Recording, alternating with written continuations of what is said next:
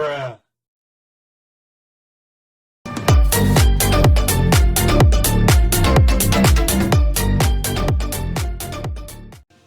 Hey guys, how's it going? It's Landon again. Unfortunately, you guys can not, well, obviously you're hearing me right now, haha. Anyways, so you're not hearing me in the actual gameplay right now. Hopefully you guys read the message before the intro. But my mic was not properly plugged into my capture card while recording this video and the next video. So, I'm sorry. There will be an episode on Saturday, episode 11. That's when the microphone quality comes back. But I will be giving you narration in this episode, basically what I was saying during the episode. Not exactly though. I'll just give you like a play-by-play of what's going on and what my thought process was, what my reactions were to the gym, because this is our second gym. The main reason I didn't want to cut this episode out is because it's important, because it's a gym. And I think you guys would really want to see how that went down. So I decided to narrate over it. Sorry once again that the camera wasn't properly working, but this is just what we had to deal with. The microphone actually sounds better plugged into the capture card, so if it doesn't sound the best right now, I'm sorry, that's just the way it is. I thought that the issue was, cause this is the mic quality I had for my, top 10 Galar Pokemon video that you guys saw. And I thought the issue with that was that I was recording with the microphone in my camera, but obviously it just works better in the capture card for some reason. So that's the way it is. The pre-gym was fairly easy. I don't think we had very many issues. You'll just see, so I won't spoil anything obviously, but you'll see what happens.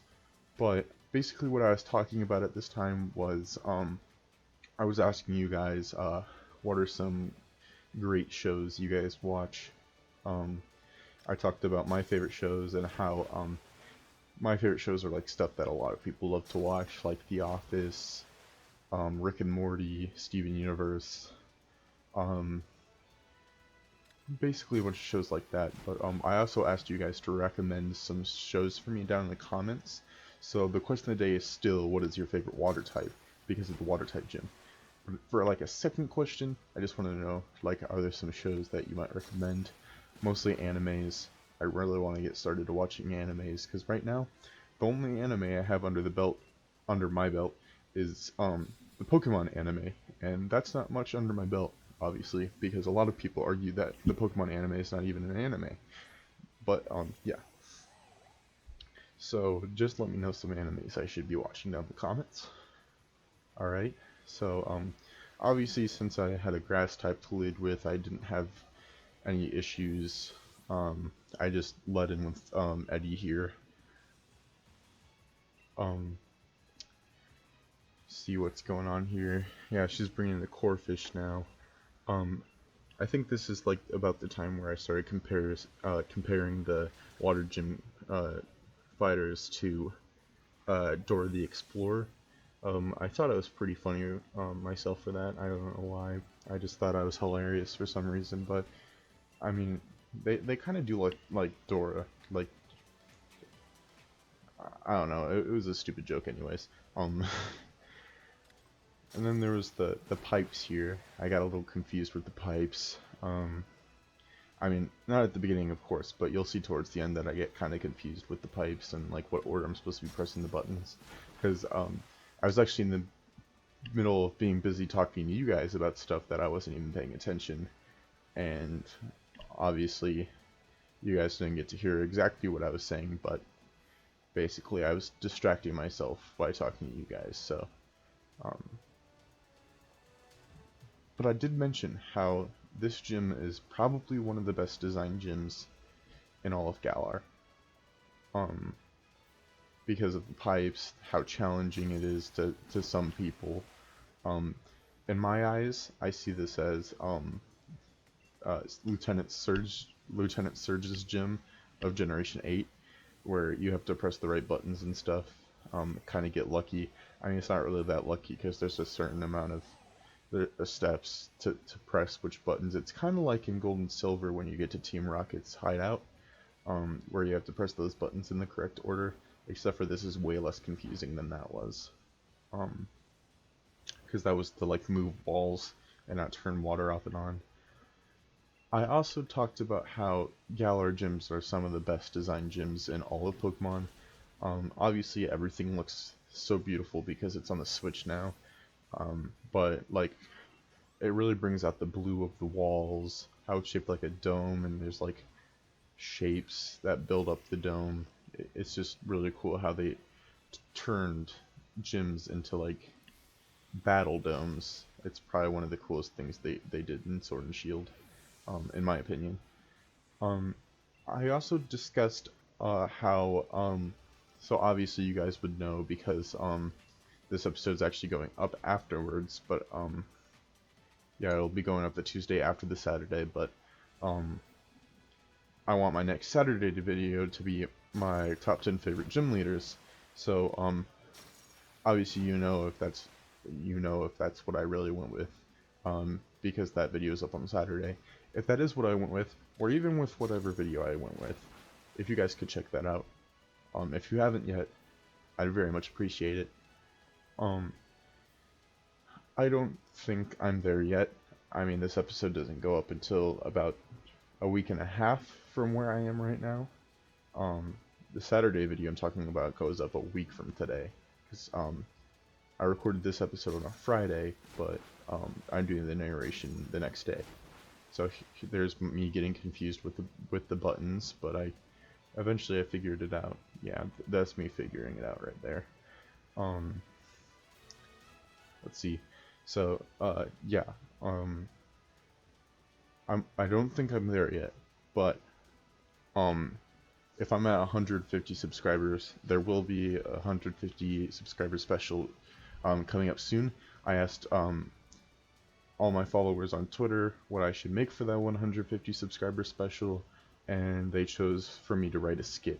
So I will be in the middle of writing a skit, most likely if we're at 150 at the time that this episode goes up. So you guys can look forward to that. I think you guys will enjoy it. I'm not going to make anything controversial, probably because I wouldn't make it as funny as Patty Trills did for his video skit where he said if the Bring Back the National Dexers were in the meeting for the DLC. But I'm gonna do my best with writing. There might be some corny jokes and some Pokemon puns in there, but I gotta write it first, so you guys are just gonna have to be surprised. Alright, so I finally made it through the doors of the gym. If I do recall, this gym was fairly easy.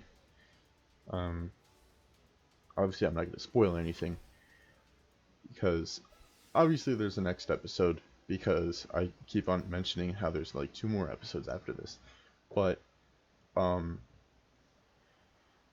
there could be something that happens, so I'm not gonna say anything. But I remember thinking about going into this gym, the gym battle with Nessa. Like, I might have a strong grass type at the front of my team, and it might have been easy to get through the challenges, but you can never underestimate Pokemon. Like, it doesn't matter what your type is, anything like that, you can never underestimate it. Because if you underestimate it, and you end up losing, or dying, or losing a Pokemon or anything like that, it's because, and you get shocked about it, it's because you underestimated what could happen. It's like the perfect example. I mean, it probably shouldn't count because it comes from the anime and it's not the actual game, but a good example comes from when Ash lost the Kalos League because Charizard beat Greninja, and everyone only thought about the type matchup, how Greninja would be super effective against Charizard, so it'd have the upper hand. But then again, you gotta think, you can't underestimate Pokemon. Once again, anime is probably not the best example, because the anime basically disregards type matchups.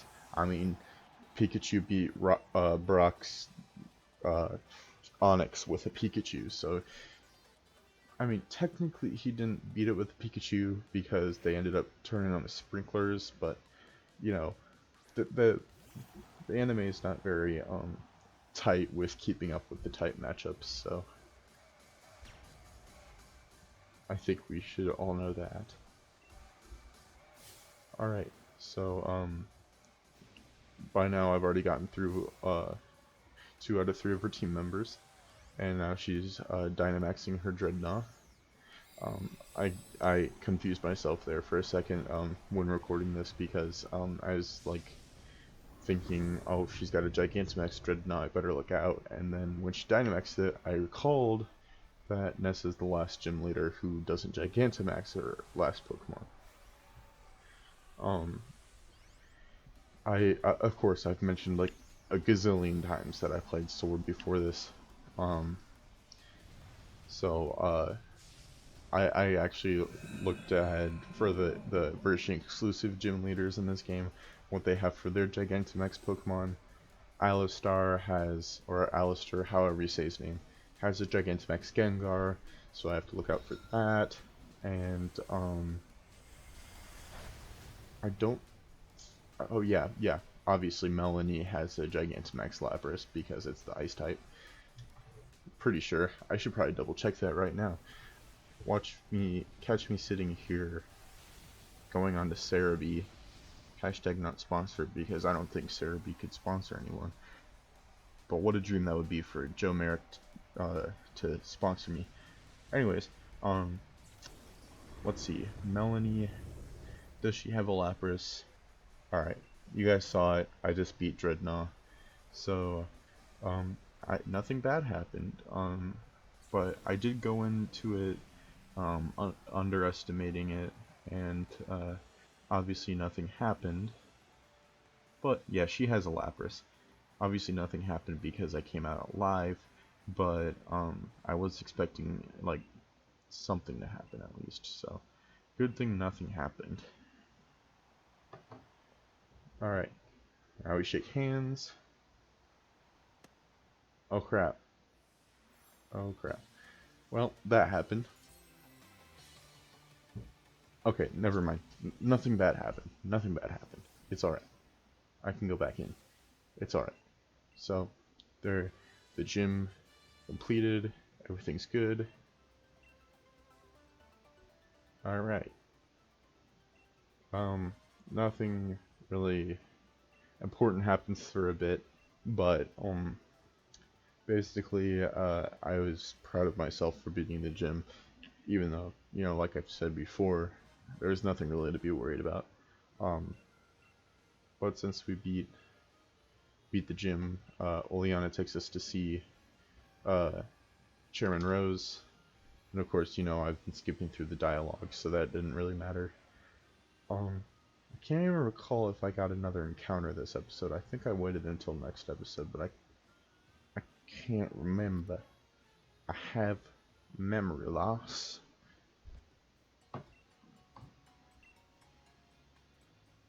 Alright. It's so funny because there's like not much to talk about because I'm not really experiencing it right now, but yeah, there we go.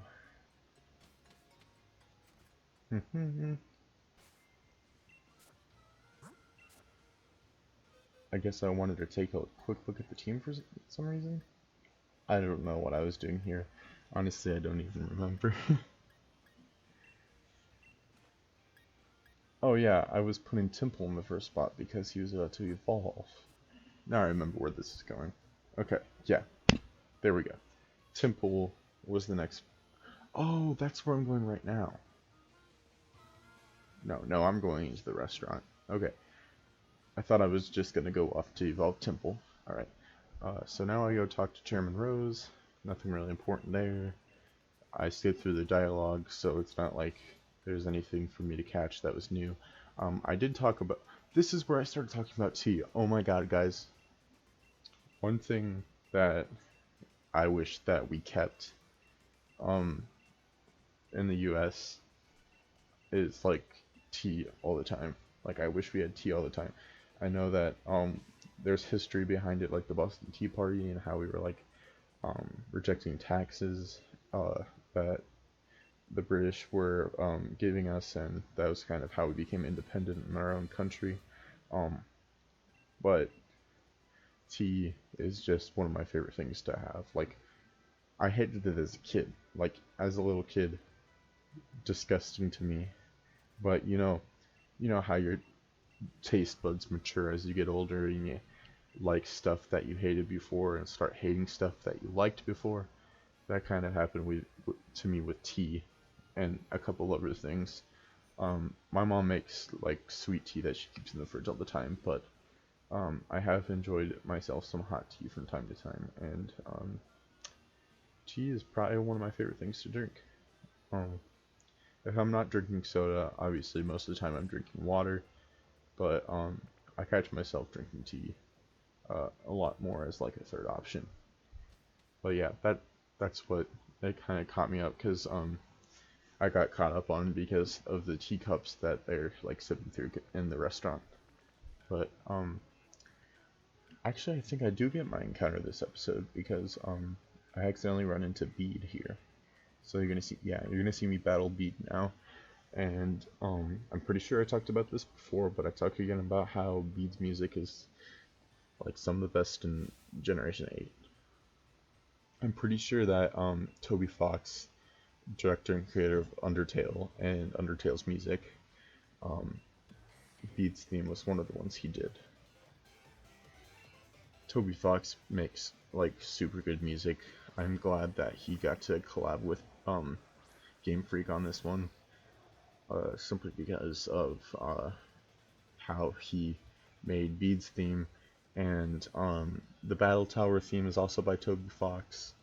I know there's a couple of others, but Toby just creates some of the greatest like music.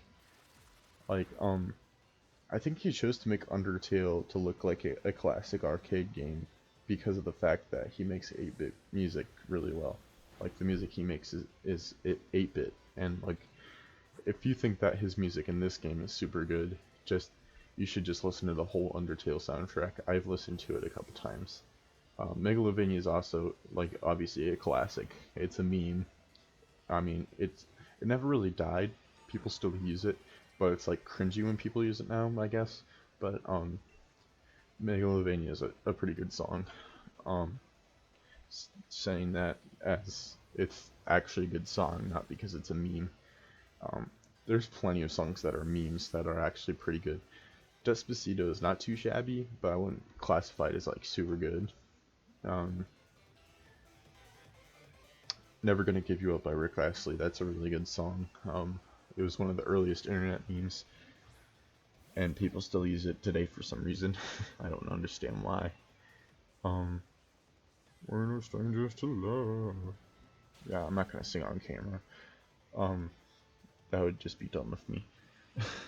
I don't like singing in front of people. I get like really nervous. But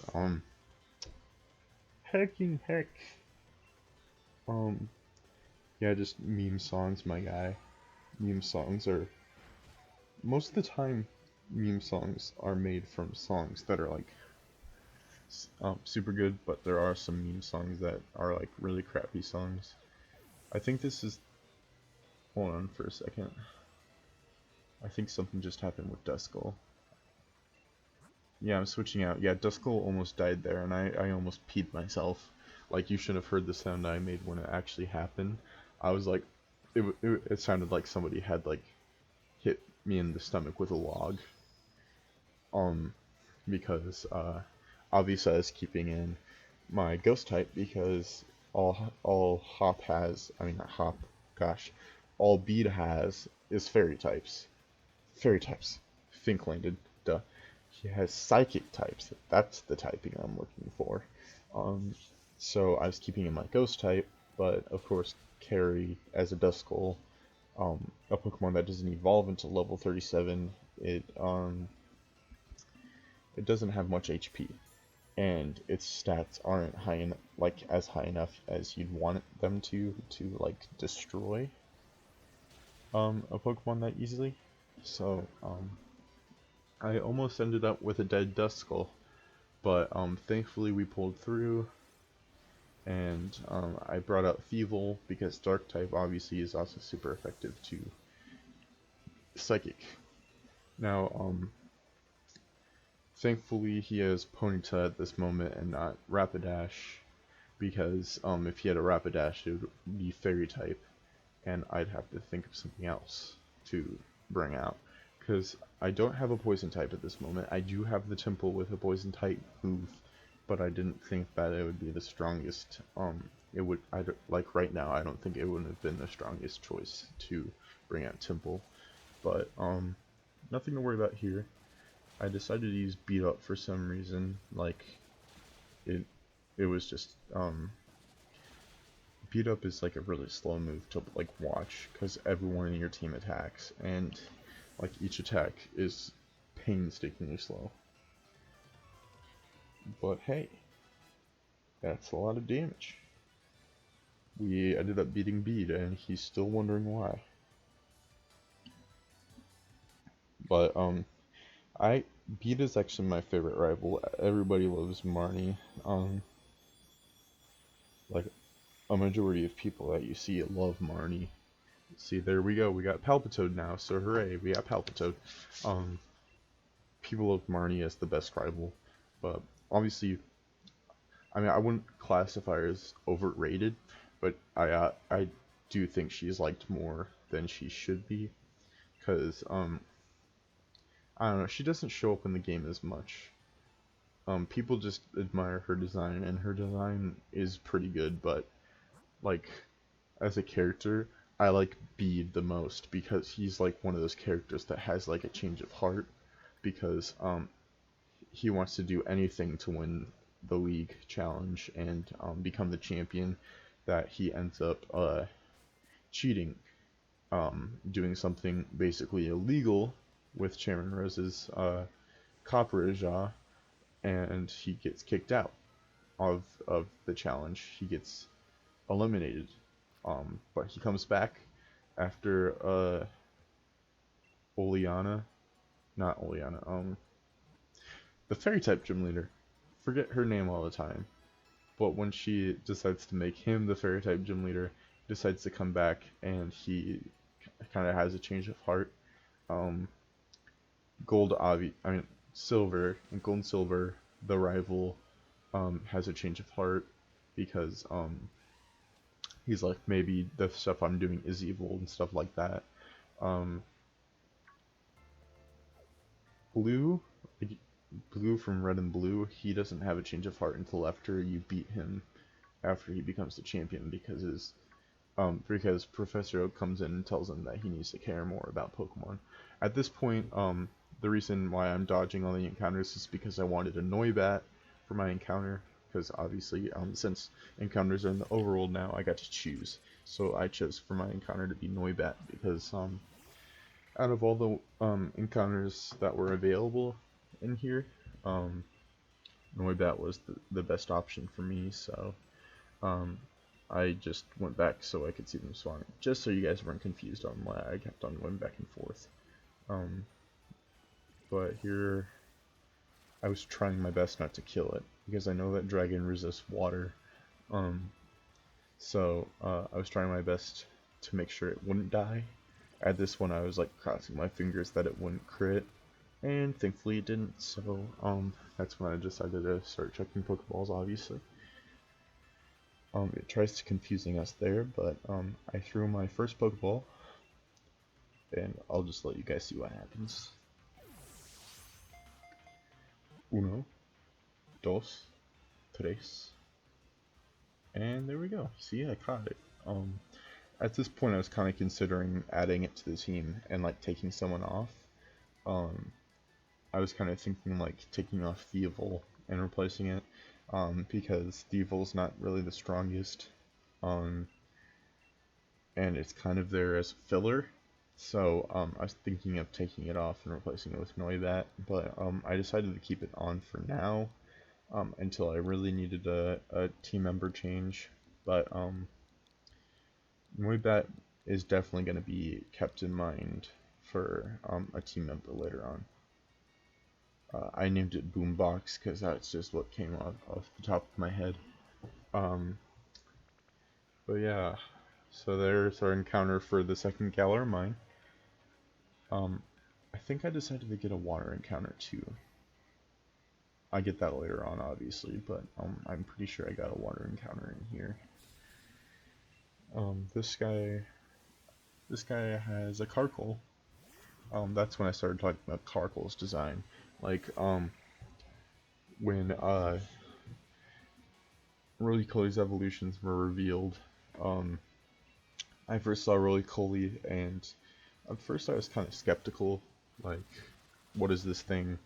It looks kind of weird, but the fact that Roly-Poly's one wheel turns into four wheels and he becomes like a cart, I just thought it was the funniest thing ever, and his head is like cartoonish, so he's kind of like, his cart's made out of coal, like he's completely made out of coal, and he's carrying his own coal in his body. It's like so funny.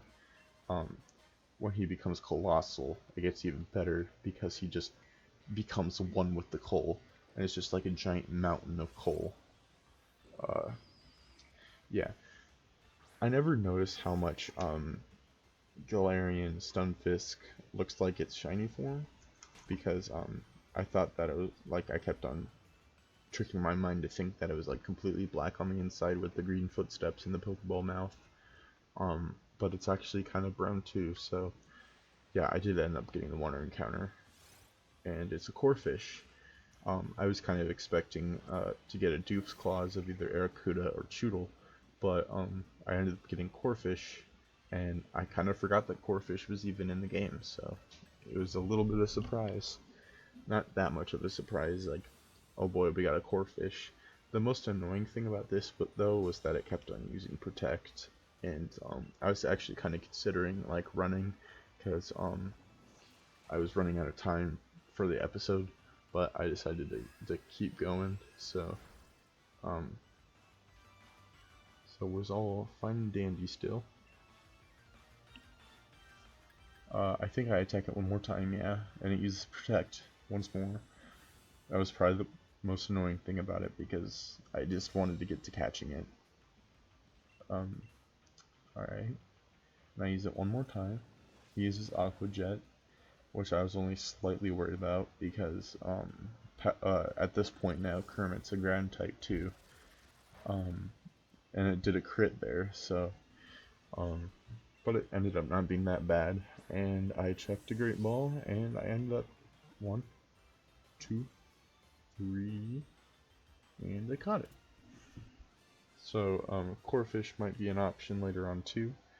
Who knows? I'm not going to say anything right now, because like literally I don't even know if something would happen to get rid of the Corphish. I mean, put the Corphish on the team, so that'll be a mystery for everyone still. Alright, I think this is about the time I ended off the episode. Yeah, we're about to the end. I think this is when I took a quick look. Yeah, so I decided to stop here. So thank you guys once again for watching this episode. I'm sorry again for this ending up being a narration instead of the normal commentary, but you just have to sit through one more episode of the Nuzlocke like this, and then it'll be back to commentary instead of narration, which will be good for me because it'll be less awkward than this is. But yeah, if you guys enjoyed, make sure to leave a like down below. Answer the question of the day: what is your favorite water type? Because we had more than just the gym involvement with water types, because our water type evolved and we caught another water type. So if you guys did enjoy, please leave a like down below. Answer the question of the day. Subscribe if you're new. Ring the bell if you're subscribed so you get notified about every episode. This is Inferno Man Burning Out, and I'll catch you guys in the next episode. Goodbye.